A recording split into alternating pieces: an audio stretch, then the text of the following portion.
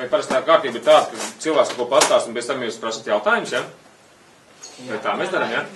Mēs varam nebūt tik oficiāli. Es zinu, ka laikam šitas viss skatās ļoti, ļoti oficiāli kaut kādas partijas un tā tālāk, bet mēs vienkārši varam palikt cilvēciski. Ja jūs gribat to, ja jūs gribat šito, lūdzu sakat un tā, ja?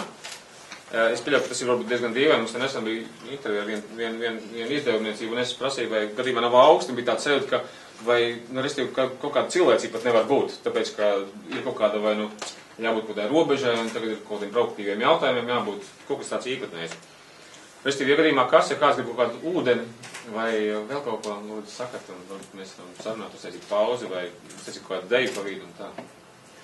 Tad labi, restīvi, pamatīgi jautājumi, ko mēs esam saskārušies pēdējo 5 dienu laikā, kurš mēs vienkārši paziņojām par to, ka mēs grasamies veidot partiju.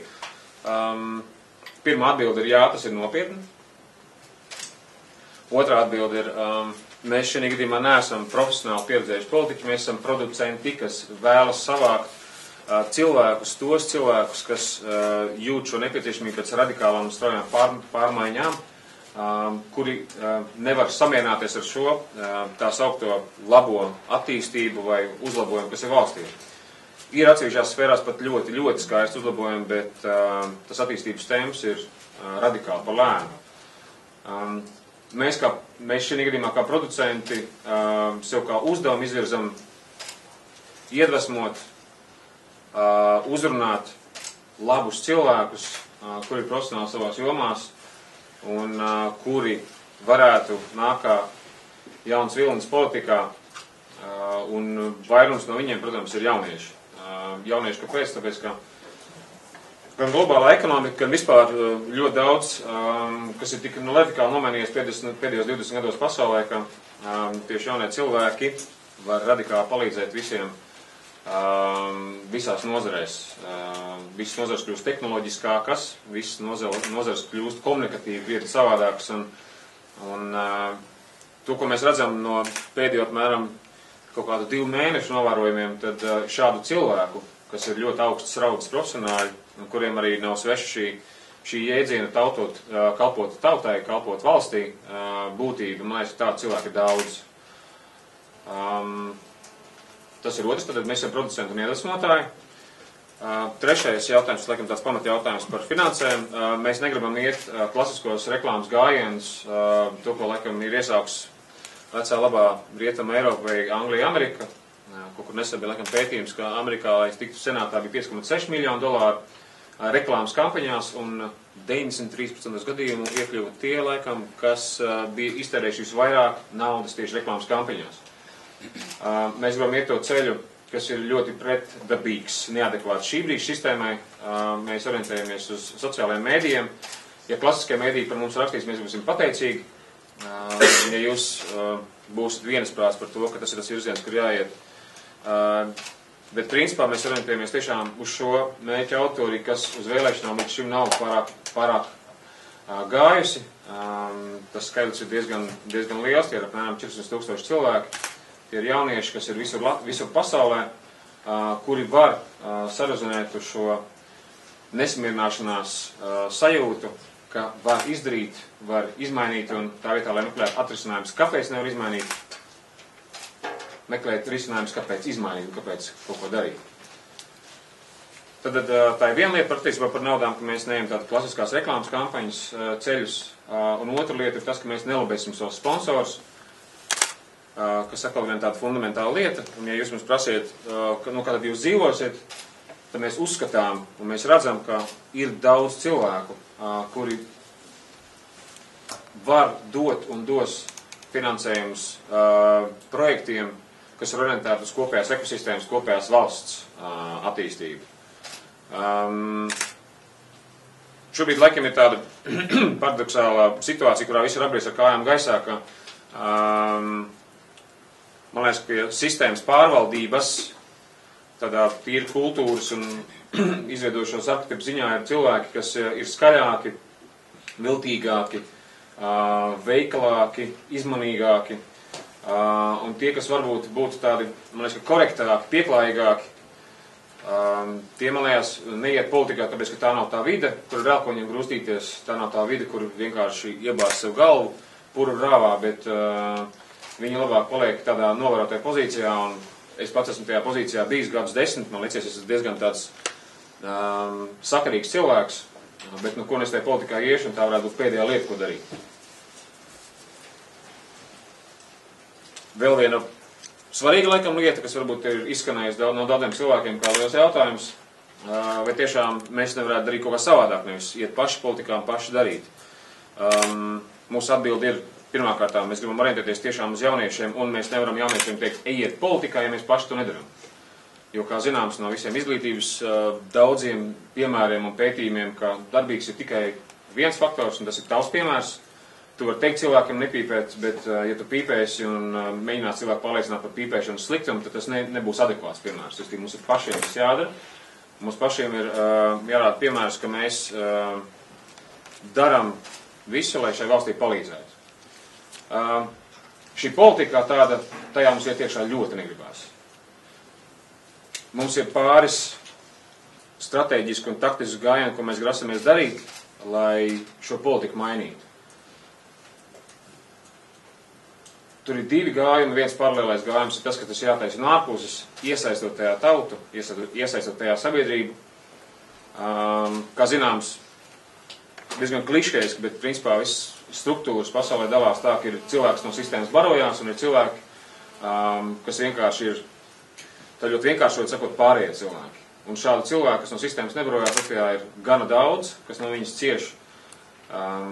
Līdz ar to, tos cilvēkus ar šo taisnīgu un godīgumu sajūtu, es domāju, ka mēs varam iekustināt, iedvesmot un savācot ļoti labu profesionālu komandu, gados jaunu. Mēs varam šo situāciju mainīt sākumā no ārpuses un pēc tam arī nomainot sistēmā pašā cilvēkus. Nu, pats pēdējais svarīgākais iespējams ir tas, ka, ja daudziem tas liekas ārkārtīgi utopiski, paldies, tas ir kompliments, jo cik daudzi cilvēki saka, tas ir ārprāts, kas notiek, un mēs redzam, ka šī karavāna 22 gadus ir gājusi un turpina iet, un mūsu briešana par šo karavānu ir vienkārši spilgt un spilgtinājusies un visādi izskaistinājusies un racionāliem argumentiem vijusies, cik tiešām viņa ir traģiska un cik vispār mēs kā valsts pastāvēsim un cik ilgi tie politiķi var melot un cik ilgi tās nauda var vadīt šo valsti. Un tad, nu lūk, šis ir tas gājiens, ko mēs piedāvājam, ko mēs darām. Mums būs tiešām savādāk, radikāli savādāk partijas struktūra, ko mēs šobrīd esam skicēs likuši. Partijas sastāvs veidosies no vērtību sistēmas un no tā, cik lielā mērā cilvēki tiešām ir gatavi kalpot cilvēkiem. Mums ir pāris varianti, kā mēs, es teikšu ļoti tieši, mēģināsim tikt, kā lai to tā maigāk pasaka, izdarīt tā, lai mums nelīd klāt tie, kas redz iespēju nopelnīt vai redz iespēju uzbūvēt karjeru vai kuriem ir kaut kādi varas vai slavas kārumi. Mēs būsim tiešām radikāli savādāki no tās komunikācijas formas, kas ir pieņemtas šai konformisma politikai, kurā ir kaut kādi elkoņi, izpatīkšana, manipulēšana ar reitingiem. Mēs, respektīvi, būsim gan saturiski, gan arī tajā ārējā formā savādāki. Un tā ārējā forma, viņa tiešām ļoti daudziem arī mums pat zināmiem cilvēkiem, kas varbūt nezin tik labi reklāmas industrija vai nav ar mēdījiem strādājuši, viņiem ir tiešām pārsteidzoši. Un es domāju, ka viņi turpinās būt pārsteidzoši, jo mēs slēdzam ārā tādas lietas kā negāciju, kas ir negācija attiecībā uz kaut kādiem manipulācijas veidiem. Mūsu negācija šobrīd ir orientēta tikai uz to, lai pamodinātu cilvēku šo taisnīgumu sajūtu.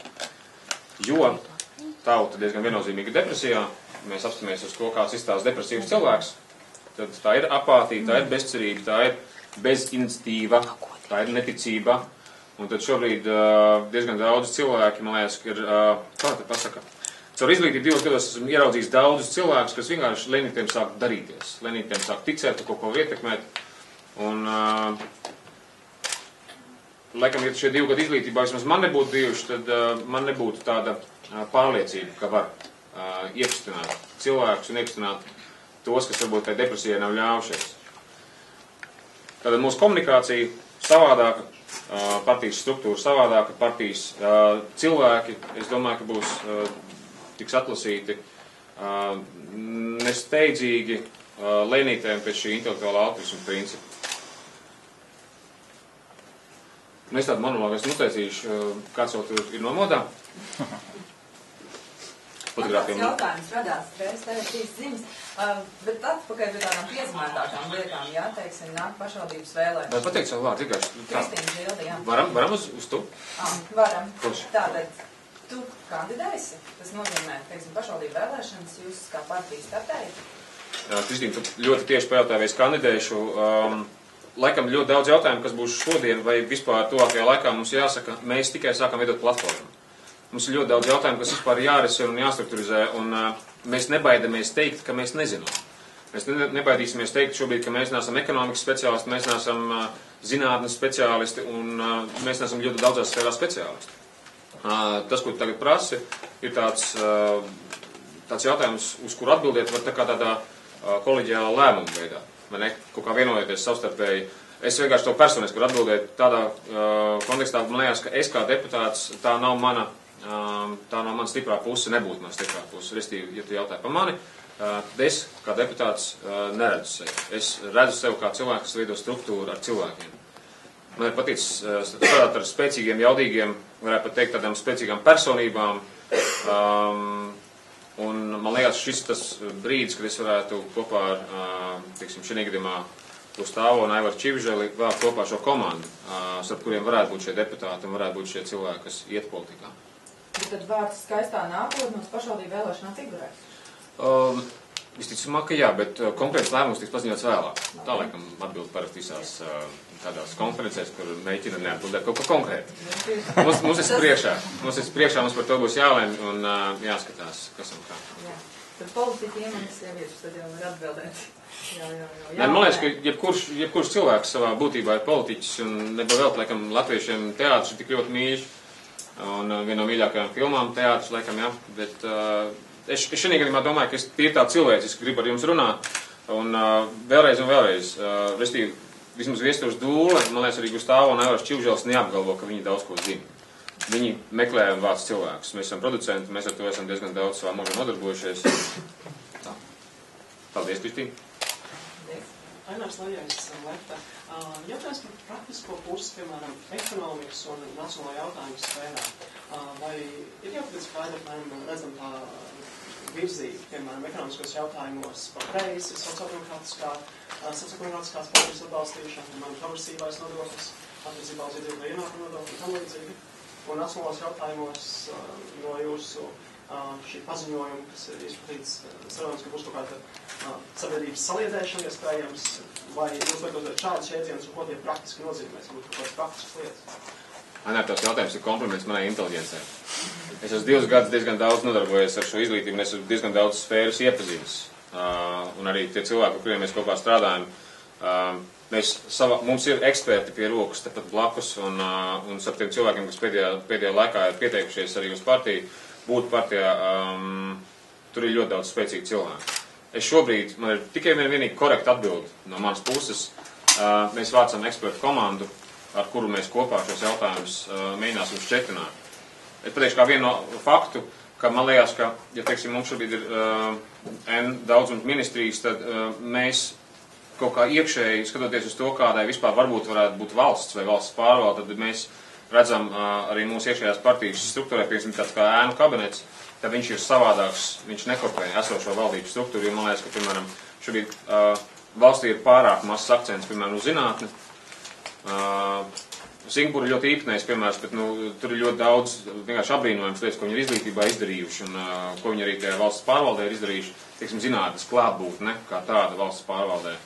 Man liekas, ka zinātnē būtu jābūt klātesošai gan ekonomikā, gan izglītībā, gan valsts pārvaldē kā tādā. Singapūras valdībā ir diezgan daudz zinātnieku, kas pats ir laikam Ķīnas valdībā un vēl šur tur pasaulē.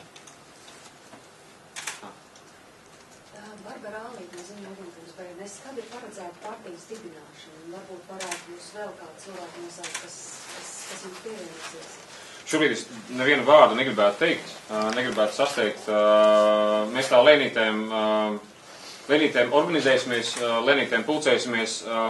Es varbūt gribu pateikt to vienu no lielākajiem mūsu izaicinājumiem, kas ir tas jēdziens intelektuālais altruisms. Šī ir tā lieta, ko man liekas, ka mūsu racionālā daļai, es varbūt teikšu, tā ciniskā sabiedrība neaiz ļauna vai slikta prāta, tā sanāca, ka mēs esam diezgan cīniska sabiedrība. Mēs esam ļoti racionāla sabiedrība, un tāda empātija un tāda līdzcietība ir tad kā unikālu akciju veidā, bet principā, man liekas, ka mēs neesam orientēti, ka mums nav vērtība palīdzēt. Es pateikšu kaut kādu piemēru, ka mums ir uzņēmums kaut kāds, un uzņēmumā nav vērtība palīdzēt cilvēkam, uzņēmumā ir vērtība palīdzēt cilvēkam kā resursam, lai viņš efektīvāk strādā. Ir šie ģimeņu principi, ko veido uzņēmumu, bet tur viss ir diezgan tāds cīnisks aprēķins, kas vienkārši tā ir iegājies, jo mēs tagad viens par to otru izturamies diezgan cīniski. Un tas intelektuālais altruisms ir stāsts, ka tāda varbūt garīgā dimensija parādās tajā visā. Šī dimensija, ka tev ir jādomā par citu cilvēku, jādomā par ekosistēmu kopumā. Un mēs varam teikt, te ir dainas, te ir budisms, te ir kristietība, katram ir kaut kas savs, bet šī ir tā lieta, intelektuālais altruisms, kas mūs mudina meklēt cilvēkus, kas to ekosistēmu kopumā un šo empātiju tā kā jūt pret sabiedrību. Ja man liekas, ka tajā brīdī, kad tu neesi altruistisks pret kaut ko, tu pārveidies par tādu, manām piedodas, dzīvnieku, kurš domā par sevi, kā dabūt kaut ko sev, nevis palīdzēt citiem. Ka zini, tev nevajag kaut kādas garīgās grāmatas un literatūru lasīt, bet arī labs un spēcīgs intelekts, vienkārši to loģisko ķēdi, cēloņsakarību saikni var saprast. Tātad mums ir šāda situācija, ekosistēmā ir skaidrs, ka senoties traukos vienā traukā tu iemet kaut kādu darbas pilienos aiziet pa visiem traukiem, un tas ir tik elementāri patiesībā. Un šī cīniskajā laikā sākumā vismaz kaut kādu gadu apkārt likās, ka nebūs diezgan daudz tādu cilvēku, kas varētu būt uz tādu kaut kādu altruismu palīdzēšanu tendēti, un pa šo pusotru gadu laikam es esmu saticis ļoti daudz cilvēkus, kuriem tā sirds joprojām tā elpo, un viņa tiešām ir tā, ka grib palīdzēt tiem cilvēkiem. Un tas ir tas lielais izaicinājums, kāpēc mēs cilvēkus tā lēnām atlasām. Mums būs vēl viens otrs gājiens, ko jūs redzēsiet tuvākajās nedēļās, kas vienkārši definēs, cik mēs esam principiāli tajā, ko mēs vēlamies darīt.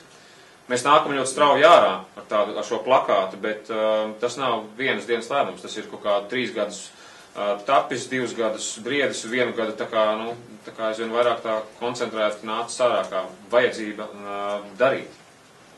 Bet partijas dibināšanas kongresa datums kaut kāds ir iezīmēts? Ne. Piemēram, šogad? Varētu būt labs piemērs, bet es negribu neko solīt.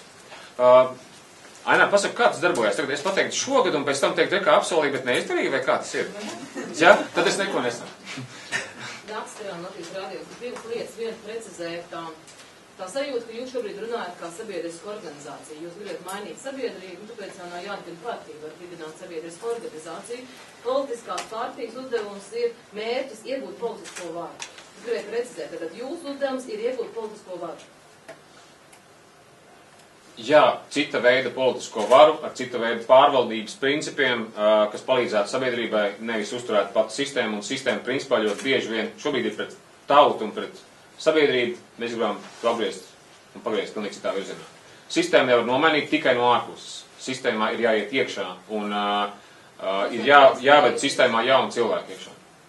Kas izdomāja nosaukumu? Kā jūs to nosaukat? Tagad ir tāds ļoti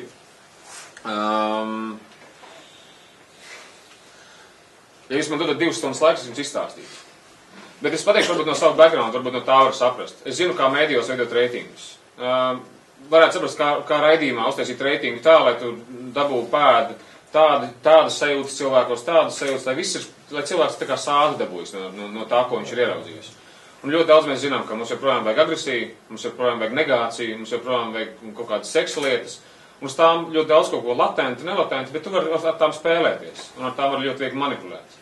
Un tas, ko mēs nodefinējām, ka mēs negribam nekāda veida šo zemā līmeņa cīnisko manipulāciju, un mēs iesim ar ļoti tīru vēstījumu, kas ir orientēts uz gaišām sajūtām, kas šobrīd ļoti daudzos cilvēkos, kas ir tādā pragmatismā, un vēlreiz lietošu vārdu cinismā, iegājuši, viņiem tas varētu būt ļoti kaut kas pretišķīgs un pretdabīgs. Kā var būt politika ar šādu konceptu? Jā, mēs uzskatām, ka var būt, tāpēc, ka mēs gribam savādāk politiku ar sirds klātbūtni tajā visā. Un tā ir atbildes tavu jautājumu. Tur ir, tas, kā lai pasaka, mums apkārt ir ļoti daudz reklāmas cilvēki. Un mēs esam ļoti daudz reklāmas vidbīši saistīti. Restīvi, tur ir diezgan pamatīgs koncepts apakšā. Dace, kas vēl? Bija otrs jautājums tev? Kas izdomāja par nosaukumu? vismaz šie 3, kas šeit ir klātesoši, tie ir tie, kas ir to darinājuši. Mēs pa zilbēm likām. Kādu? Mēs pa zilbēm likām. Visi 3. Es kā? Šitas skan labi. Kas ir? Aborts varētu būt labs? Jā, kā? Ko mēs darītu? Tu mani mūzikas virziens kā vai jā, nosaukums skaisti nākotnē. Tā.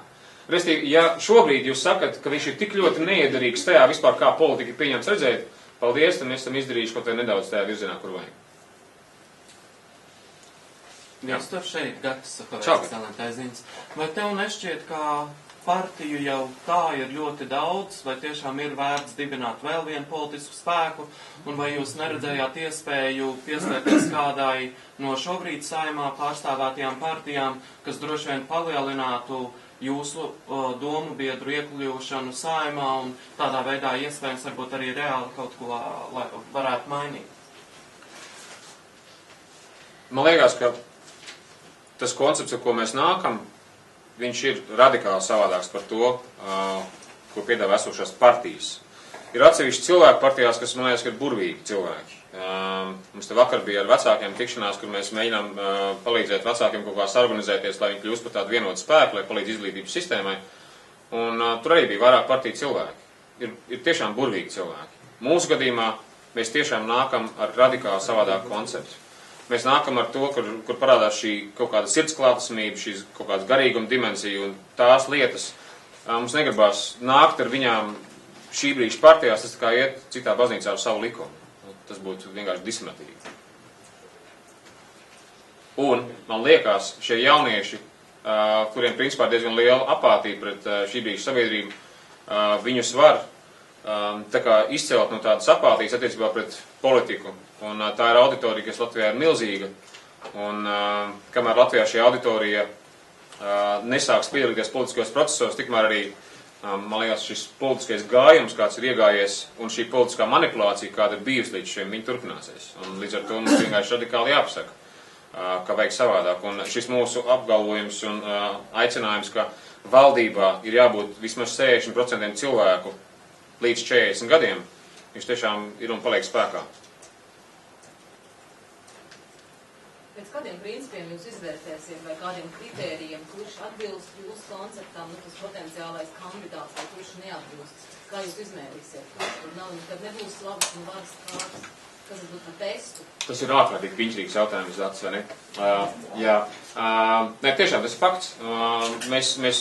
Tā bija tāda viena no lietām, kas lika būt ļoti, ļoti uzmanīgiem.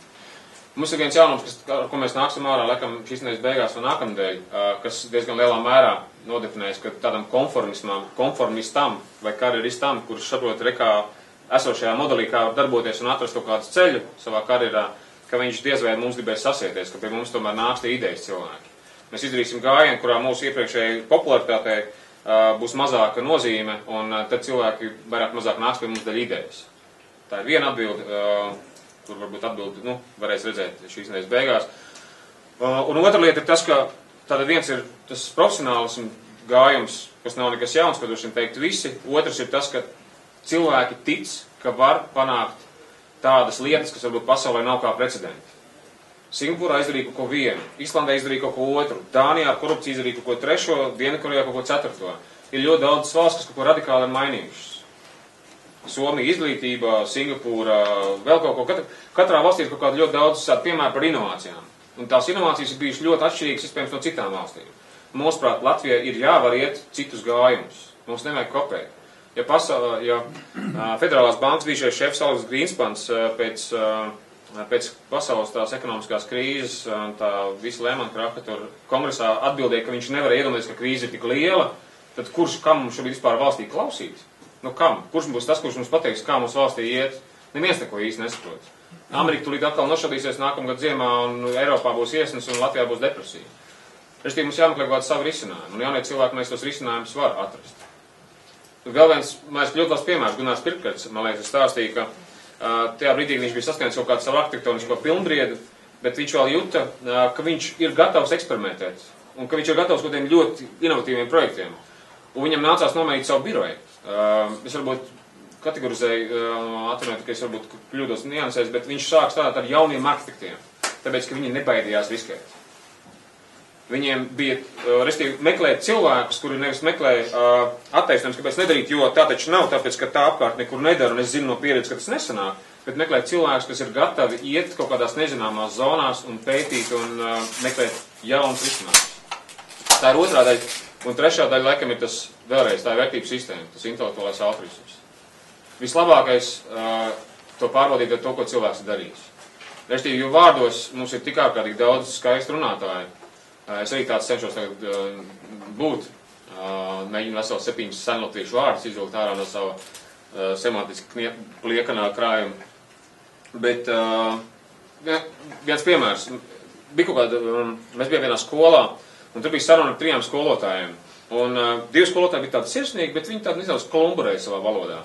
Un tā bija tāda trešā, kas runāja, viņi šarmanti runāja. Viņi runāja tik eleganti visus tāds vārdus un par korelācijām starp skolotājiem, starp skolniekiem un kā atrast to sinerģiju un to visu.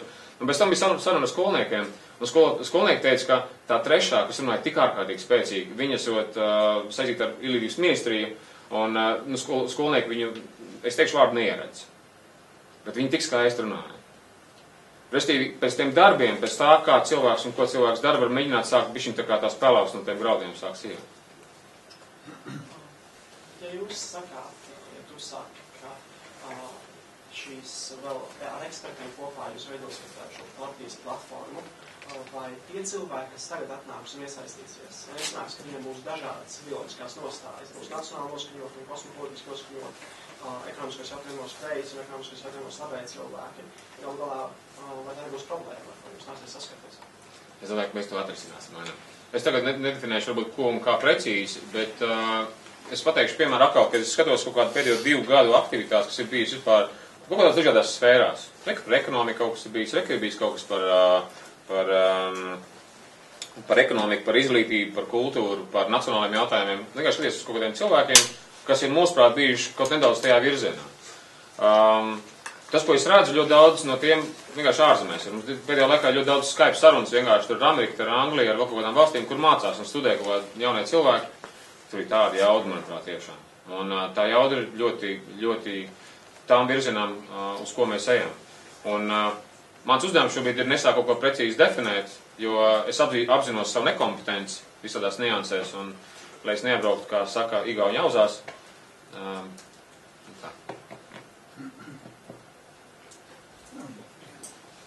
Artūrs Malke, Latvijas Zemnieku savienība, tā vecākā partija, un Latvijas savienība. Man ir viens jautājums, ja kolēģis jau teica par tām partijām. Ja dibina partiju, tad partijas vajag šķirot pēc 4 principiem. Pirmais, tas ir mērķis, kāpēc mēs viņu taisa. To arī jums jautājums atvainojos, es izslēgu šādā, lai netraucē. Tātad otrais ir programma, 3. ideoloģija un 4. statūra. Un kad es izanalizēju partijas, cik mums ir partijas Latvijā un cik tagad partijas Saimā, kā jūs domājat, cik partijas šodien sēž Saimā? Kāds tālāk? Droši tālāk. Tā ir viena partija ar daudzām frakcijām. Jā, jūs saprotat, jā, Tautas fronti veidoja tā pati partija, kurā arī es biju, vai ne? Interfront arī veidoja, Latvijas ceļu arī veidoja un pārējās no partijas nomenklatūras veidotas visas partijas. Jo viņām mērķis un programma ir viena. Es pašai šodien analizēju par Eiropas investīcijas fondu izmantošanu. Jūs paskaties, satversme darbojas? Nedarbojas. Mums ārējais parāds ir 46 miljardi. Vai tā ir skaista nākot vai neskaista? Zemi izpārdod ārzemniekiem. Ārzemnieks atbrauks, viņš teiks, mīļie cilvēki. Es esmu tas saimnieks, un viņš darīs, kā viņš grib. Ja es vakar saņēmu no ekonomikas ministrijas tik skaistu atbildi, pat partijas sekretārs tā nemācēja uzrakstīt, kā tā ir mūsu jaunā speciālistu. Bez atbildības, bez konkrētiem. Un tas vispār kaut kas. Un tāpēc man ir, teiksim, kā vecākai partija iedomājums, jūs pievērsiet ļoti uzmanīgi. To izvērtējiet. Ar citām partijām es arī atnācu paklausīties. Varbūt mēs varam kaut kur sadarboties. Man ir aicinājums uz sadarbību. Es jums iedos uzreiz. Labi, kā saka, novēlēt panākumus. Es neesmu pretinācis, bet es nācu, lai atrastu sadarbības partneri. Jo tiešām tā sadarbība jābūt. Jo Rainis teica, ka tautie postā, tad pārējiem nav jēgas. Un uz šodien es aicinu arī klātesošos 4. mums ir Ulmaņa un piemiņas dienas Eiropas mājā. Aicinu piedalīties, mēs runāsim par sabiedrisko tirgu, kā no šīs zampas iziet. Jo te ir totāli, mēs esam totāli 25. septembrī skaita naudu atpakaļ Eiropas investīcijas fondam, bet mums laukiem, maziem un viedzējiem uzņēmumiem naudu nedod.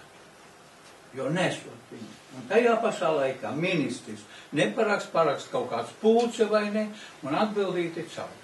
Un tāpēc es aicinu, padomājiet labi, jo mēs zemnieki esam pie trīssavienības. Dievs daba darbus. Mēs nevaram savādāk dabas likumiem pārkāpt. Mums jāsēj laikā jāvāc, un mēs esam saistīti pie zemības. Paldies! Jā, ir jautājumi. Griezties, kur manas adreses ir. Ministrijas skaits ir tikai 9 bija. Bija 18,908, ieskaitot abrani ierēģi. Tagad ir 285,800 sakarā ar novadiem. Un kā tie novadi radās, atkal satversmi tomēr jāzina. Pamatlikums. Artur, paldies par retorisko jautājumu. Es vēl gribēju precizēt jums, kā jūs domājat par to finansēšanu? Jums būs biedra naudas vai jūs dzīvosiet no ziedojuma? Mēs precizēsim vēl.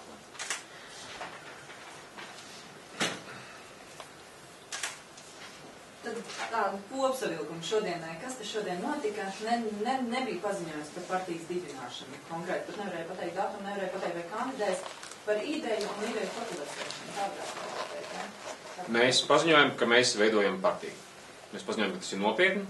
Mēs orientējamies uz jauniešiem, uz tiem, kas nav samierinājušies. Mēs gribam izraut no apātijas un depresijas cilvēkus, kas ir tajā nonākuši. Mēs gribam pateikt, ka riet uz karavānu šiem 22 gadiem esam iemācījušies, bet, lai mainītu virzienu, ir jādara radikālāk. Ir jauna auditorija, kas ir 400,000 kā minimums, plus vēl cilvēki, kas var pacelties un tā kā atsamiernieciskoties, kurus var iesteigt šajā vēlēšana procesā. Tas var nomanīt arī radikāli visu šo komunikācijas formu, kas ir manipulācijā caur reklāmām uz vēlēšanu kampaņām. Un pēdējais, ar ko mēs vispār varētu gribēt sākt, paprasīt, kāpēc mums joprojām ir jāakceptē šī nabadzība, kas tiešām ir vārdi visciešākajā nozīmē nabadzība valstī, kāpēc mēs radikāli nerisinām korupciju. Jo ir valsts, mēs gribētu dzīvot kā Dānijā, bet korupcija mums nav kā Dānijā. Tad kāpēc mēs nedaram kaut ko radikālu, lai mēs tiešām to korupciju izskaustu. Šie tie mūsu paziņojumi. Un tieši par korupciju gribēju prasīt, vai tiešām jūs piedāvājums uzturams kā kvalitatīvs. Vai nevarētu būt tā, ka, ja tas tiks realizēts, ka cilvēki, kur piedalās valsts nozagšanā un kukuļdošanā vienkārši vajag atpirkties par lielām naudas summām un nesēdēt cietumā, un otrais, vai radinieku sodīšana varētu nebūt pretināt taisnīgumu principu, nevainīgu radinieku sodīšanu, aizmot mantu. Šis uzsaukums ir tapis no diviem aspektiem. Pirmais ir provocēt šo apātiju vēlreiz. Otrais, mēs esam runājušies ar juristiem. Juristiem, kuri ir ļoti augstu līmeņu juristi. Un viņi, protams, ķer galvas, kā mēs to dabūsim gatavu, bet viņi ļoti novēl, lai mēs to dabūnam gatavu. Un šī gadījumā es aicinātu visus pārprasīt retoriski, piemēram, Latvijas valdībai šo vienkāršo jautājumu. Tad mēs, ja mums bija 2 gadu laikā tas 24% IKP kritums, un tagad mēs sakam, ka mums kaut kas atplaukst, tad ir skaidrs, ka tas atplaukums ir uz tā bāzes, kā mēs bijām nokrituši, un tā nabadzība reāli ir. Un tā korupcija ir, viņai ir tieša korelācija ar nabadzību. Korupcija ir tieši korelācija ar nabadzību. Un ja mēs cīnāmies ar nabadzību, kāpēc mēs šo vienu no lielākajiem bubuļiem, šo augoni nemēģinām tiešām radikāli izskaust? Mēs piedāvājam radikāls risinājumus. Katrā tajā teikumā, kas tur ir, kas mums ir ierakstīts mājaslapā skaistnākotne.lv, jūs redzēt, mēs vakariem tur papildinājām, katrā tajā teikumā tur jāstāsta ļoti daudz dažādu aspektu. Viņi nav viennozīmīgi. Tur ir ļoti daudz likuma normas un traktējuma rāmi, ietvar, kuros to vispār var risināt. Tas ir ārkārtīgi nevienkārši. Bet, ja 73%, ja nemaldos, Latvijas uzņēmēji uzskata korupciju kā uzņēmēju darbības sastāvdaļu, tad es nezinu, cik no jums ir bijuši uzņēmēji šeit zālē, bet tā ir traģēdija. Tāpēc tā ir tāda arhetipiskā iestādājusies kultūra. Un tas tā kā tu aizbrauc uz Kazahiju un tu zini, ka 90% bezmazliet viss aiziet korupcijā. Vienkārši mūsu latvieši, kas tur ir strādājuši, viņi ļoti labi tos piemērus tur zina. Un ja Latvijā mēs esam tādā pašā kaut kādā arhetipiskā iestigumā ar šo korupciju, mums ir radikāli kaut kas jādara un radikāli jāiesaist visu sabiedrību. Par laimi, Mums ir pāris līdzekļi, kas tiešām var aktivizēt sabiedrību šobrīd. Vienkārši jautājums šobrīd šī brīža valdībai. Bez pārmetumu, kaut vai retoriski. Kāpēc fundamentāli neķerties pie korupcijas izskaušanas, bet tā fundamentāli? Es pieļauju, atbildi varētu būt, nav tāda likuma, nav tas iespējams tāpēc, nav tas iespējams tāpēc un tāpēc. Tad kas tā pa sistēmu, kas tā pa valsti? Mēs esam mierā ar to, mēs esam apmierināti. Mēs gribam tā turpināt vēl 22 gadus dzīvot. Ja pajautātu šī brīža valdībai. Viņi ir apmierināti. Miljonāri ir apmierināti. Un tie 2000 cilvēki. Apaļojamies? Vai vēl kāds jautājums ir? Es esmu norunājis vairāk nekā pēdējos... Man vien piebilst pie tās korupcijas. Varbūt, Artur, varbūt mēs varam parunāt pēc tam, vienkārši nepieņemt cilvēkiem laiku. Jā, Artur, labi? Bija teiciet, kārtība, liela priekšnieks daudz, nav vainīga. Citādi kolektīvā bezatbildības, jā. 15,5 reizes jāsamazina ierēģi, korupcija patpārds. Restīvi, kas vēl zīmīgi, vienkārši kā fakts, Ulmans izdarīja savu gājumu, bet mēs esam par demokrātiju. Pilnīgi principā par demokrātiju. Varbūt tagad tu teiksi, ka Ulmans iztaisīja apvērsumu. Varbūt iztaisam, varbūt pēc tam parunājamies, Artur, labi? Jā, nu. Kolosāli. Vai teikšu padomāt, ko runāt. Ulmans iztaisīja apvērsumu. Novērst apvērsumu, nav iztaisīt apvērsumu.